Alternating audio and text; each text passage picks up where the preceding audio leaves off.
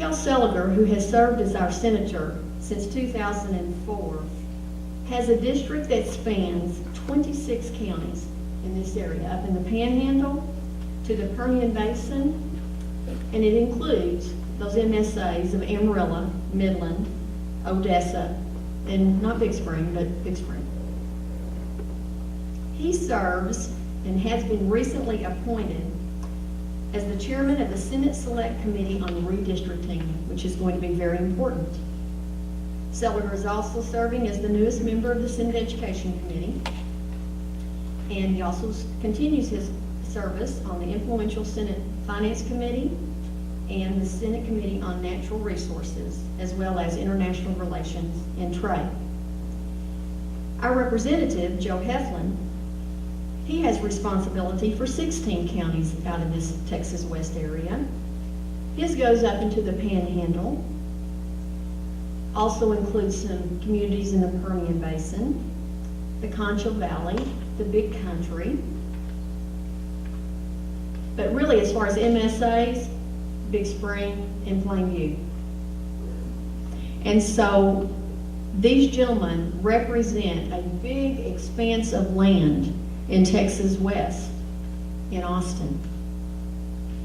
Representative Heflin has served in the area of ag and rural affairs. He has recently had an appointment to study and make recommendations for ag and rural policy on behalf of the Agriculture and Energy Committee of the National Conference on State Legislators. He's presently serving his 4th year on the Texas House Committee on Ag and Livestock, and he serves as the vice chair of the Texas Legislature's Rural Caucus. In addition, he's a member of the House Committee on Elections and the National Conference of State Legislators Environment Committee. So you can tell from their appointments and what they're doing in Austin, they serve very important roles carrying the voice of West Texas or Texas West. I know that they'll be sharing some very important comments about what is going to be going on in Austin, and they are going to be seeking your comments so that they can take that information to Austin. This is going to be a very interesting session, and they'll be sharing some of that. Gentlemen, I want to just share that, you know, here at Howard College, and we do appreciate so much your service, and I want you to know that I have the good fortune of watching these gentlemen work as a team in Austin, and it takes all of the West Texas people working together. And again, that's why I wanted to have this visualization for you, to see what's happening and to see how these individuals are working for us in this part of the But I appreciate being here, and I guess I was in some ways kind of the opening act in this room. And it's really significant, not only is it a great room and things like that, it's really significant for both Representative and Heflin and me because the role the community colleges play all over the state of Texas and the 50 community college districts around the state. And the 82nd legislature is going to come up in January. This is sort of my report to you on what I see coming up and the things that loom large, and then hopefully you'll share that. The last time I was in Big Spring, I was talking, and the proposed deficit, it wasn't a proposed deficit, but the projected deficit was about $11 billion. That's a frightening and daunting sum. 2 days after I was here, the controller came back with a new estimate and said, well, it's really $18 billion. In the Dallas Morning News this week, they said, well, maybe it looks more like $21 billion, to which I can only respond, if the controller would leave on vacation, the economy in Texas would look a lot better. The Texas economy is a fundamentally sound economy, about the 6th, 7th largest in the world. And it's an economy built on the stimulation of business growth and capital generation and investment. This is still, and you've heard lots of people say it, the best place in the country to do business. It's the best place to locate, relocate, and build a business. It's why this state's been more successful than any other state in job growth. Over the last 3 or 4 years, Texas has created more new jobs than every other state in the union all added together. And there's a reason for it, and we will continue to do that. For local school taxes, for instance, we get about 52-53% of that tax levy from business. If we nurture that business growth, they'll pay their part. And hopefully it will help us keep taxes down to other people. primarily those taxes in property taxes, sales taxes, and things like that. We will see a package of bills introduced in the Texas legislature this session that deal with immigration, and the reason that states are having to deal with those problems and the costs that come from that sort of thing is because we do not have a secure border. Everything sort of comes from border security. This is a tremendous area, a tremendous economy, school district, college district to represent. It's been one of the really great privileges of my life. The first map's going to have Howard County in the 31st district. So we can continue to have all this fun for the next few years. That being said, I'm going to turn over to the Florida Representative Heflin, and then he's going to talk for a while, and then we're going to come up here together so I can correct his misstatements. And then we'll take questions and talk about whatever y'all want to talk about. That's what we're looking at. We're going to tighten our budget for next year. And the things that we have to do is, like the senator said, we're going to cut some things. We've got to cut some areas. And the things we cannot do, and should not do, and will not do, is we're not going to just pass things down to Judge Barr or the mayor. We're going to try to make sure we do what's right in Austin and make sure to protect you and cut. We were last to go into the recession. We're the first coming out of the recession. Now, earlier predictions had us coming out a little faster than we actually are now. Our sales tax receipts are kind of dragging a little bit. But let me tell you, West Texas is in good shape. We have the lowest unemployment in the nation. We have more people that have jobs, and more people are looking to have more bills to pass to make sure you as homeowners and property owners are guaranteed that you get a fair appraisal on your home, that you get a fair property tax, that you're not being gouged or anything. And I'm not suggesting any of the appraisal districts out here do gouge, but it's just to make sure you have the rights and that you have the right to have a fair review of your appraisal. So that's very important. We're going to pass some more issues on that.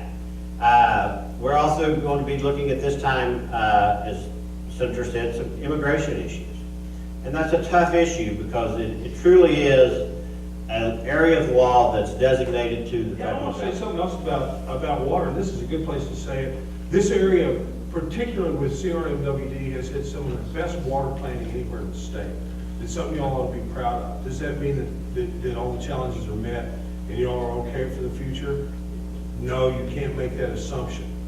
But you've got the planning and the management know-how in place now to address those problems in the future as well as anybody else. And I've learned a lot from those folks here, and they're doing a really good job. And I'll echo that as well, Yeah. because they really have a good long-range plan. In every small community I go to, if you don't have 50 to 75 years of water already planned out, you're already too late. Yes, sir.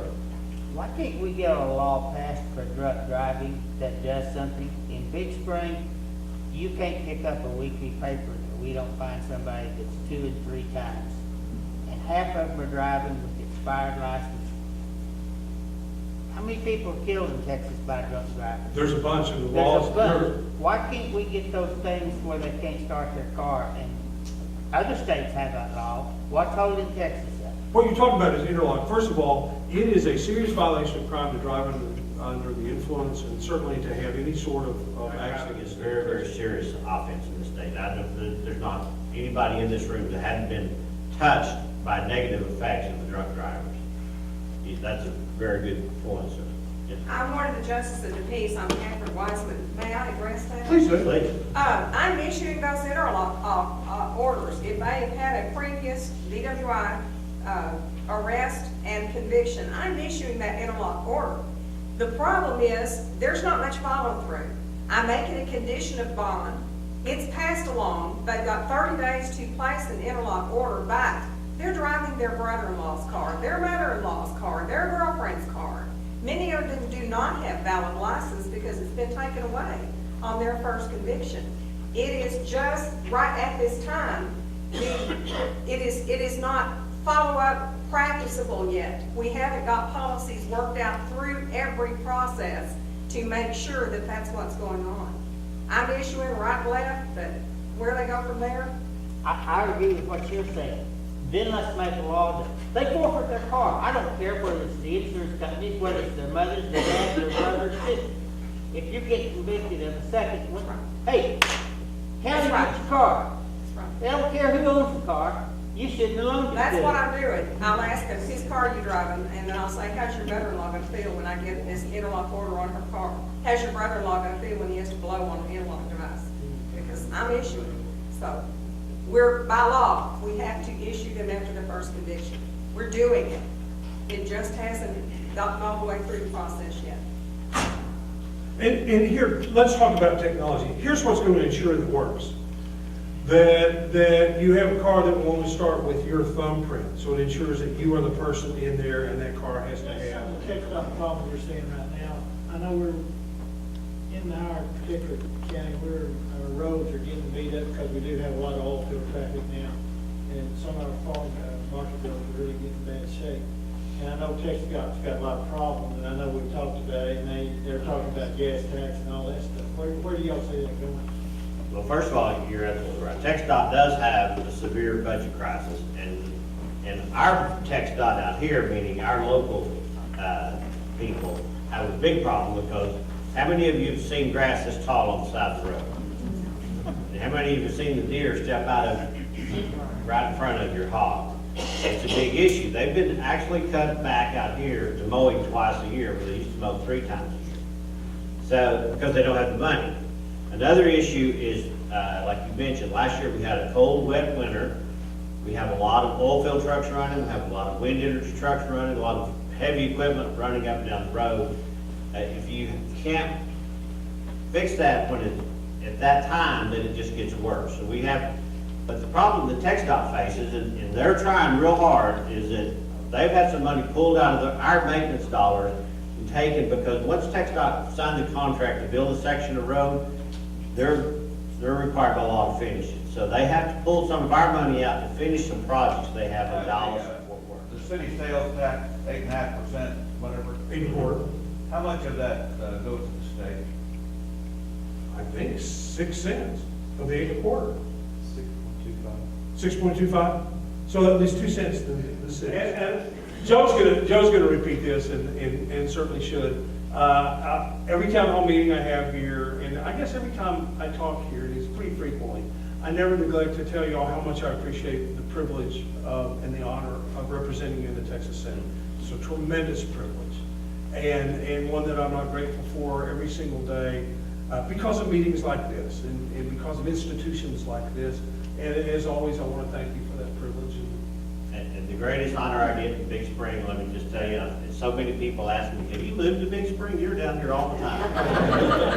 So, For which I answer, I tax him.